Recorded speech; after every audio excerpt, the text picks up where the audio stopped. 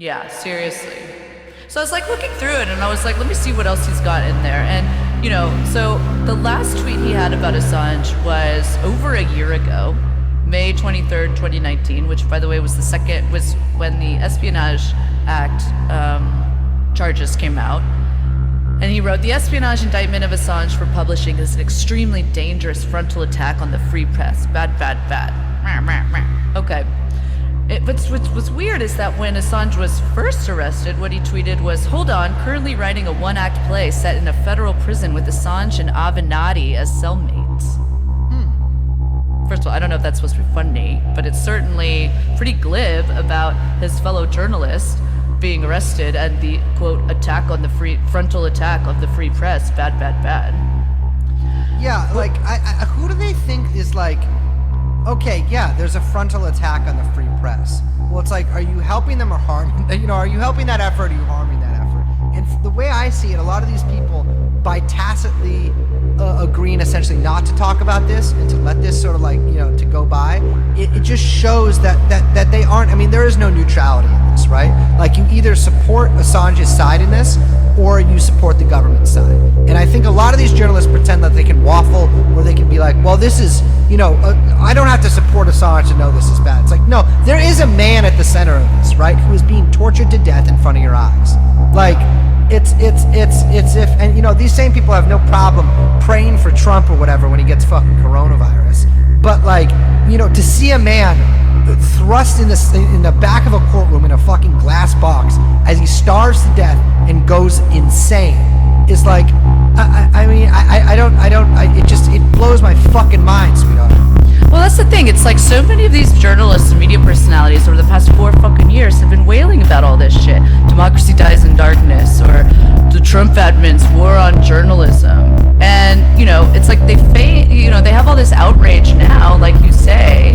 They feign this outrage. Oh, this is bad, bad, bad, bad. Meanwhile, it's been a year and a half that he's said anything about the Assange trial or mentioned anything about Assange. But, you know, it's like, there was never any support back then. When these leaks came out, there was never any support. There was never, you know, it was completely blacklisted. And there's always been, like you say, a convenient reason to disparage Assange and WikiLeaks, either because of shifting goalposts, like we said, about the meaning of journalism, and, you know, whether or not he's publishing or a journalist, or what that means, or all this kind of like bullshit, or his own political views, or gossip about his personal life, or whatever the fuck. And all of it, all of that shit, all it does is doing the work of state power to delegitimate WikiLeaks and turn Assange into a pariah, which has happened. You know, none of it has anything to do with the fact, like I keep repeating, that every single thing he has published is true. The same cannot be said about anybody at MSNBC, the New York Times, Fox News, CNN, or the Washington Post. So apparently, there is no solidarity for political prisoners of the state. But this is what fucking gets me. None of these cowards are going to be persecuted. None of them. All these people that are shaking in their boots, Chris Hayes, you're shaking in the boots, you're fine. Who's going to prosecute you? The fucking government that you parrot the lines of? The government that you continue to let have advance notice of the story that you're saying in case there's anything that they wouldn't like you to publish? The anonymous intelligence sources you continue to give cover to? The bullshit partisan hackery you spit out night after night after night? What state secrets are you revealing? What actual journalistic work are you doing? Like, this is why we call journalists scum. Like, motherfucker, you are the mouthpiece of the state. The government needs you to sell their lives. You are the one who obfuscates power. You aren't expendable. You are the one who is necessary. You aren't going anywhere, you fucking tool.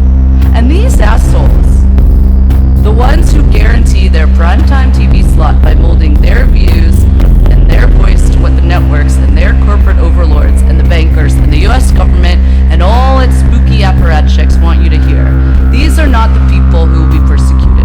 No, they get promotions, they get awards, they get celebrated, they get retweeted and liked and byline and byline and byline. They climb the ranks and they shape this shit that is now permanently lodged in your fucking brain that they pathetically sell to you as the news, and you've pathetically convinced yourself is the truth. No,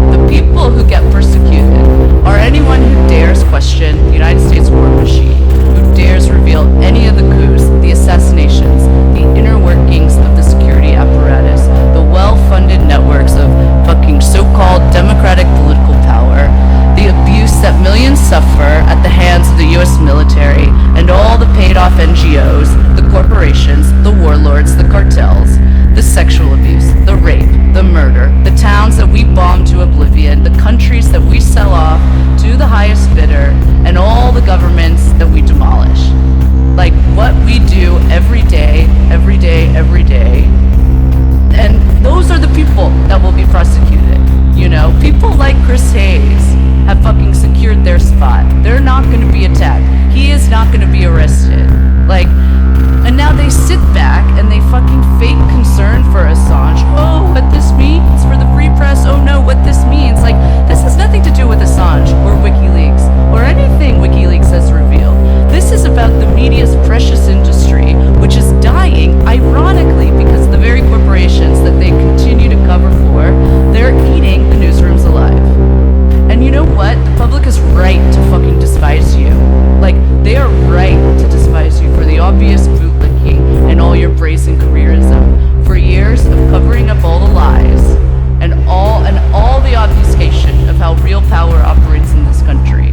Like, selling the wars and the PR campaigns of the State Department and running fucking interference for the bankers and all the politicians bought off by the bankers who stole all the jobs and all the homes and all the fucking futures out from under the world. Like, how many bloggers who are now, I don't know, they call themselves aspiring journalists, or I guess what you now call professional opinion havers, how many out there look up to Chris Hayes, the Chris Hayeses of the world, and their career arc? How many stare longingly at the fucking New York Times op-ed page, at the shiny bylines, and the prestige publishers, at the fucking social power that comes with the fawning adulation of their peers, jealous of their little positions in the clout hierarchy of the media machine? How many of these content producers, editors, self-appointed political tastemakers, take-havers, tweeters, and guess what? Yes, fucking podcasters. How many of them just want these precious fucking spots? Like, what would they do? What would they do? What do you think they would do? What do you think they would sell you to get one of those spots? Do they even fucking realize when they do it? But how many of them now actually look to the man? How many will even fucking publicly support the guy who is literally currently being tortured, who will die of starvation, or maybe madness, or maybe he'll just simply be kicked in the fucking skull in the damp basement of a supermax prison in the middle of fucking nowhere, because he dared to temporarily embarrass our highest ranking officials and mildly inconvenience the functionaries of the American Empire's unstoppable machine. Who are you gonna fucking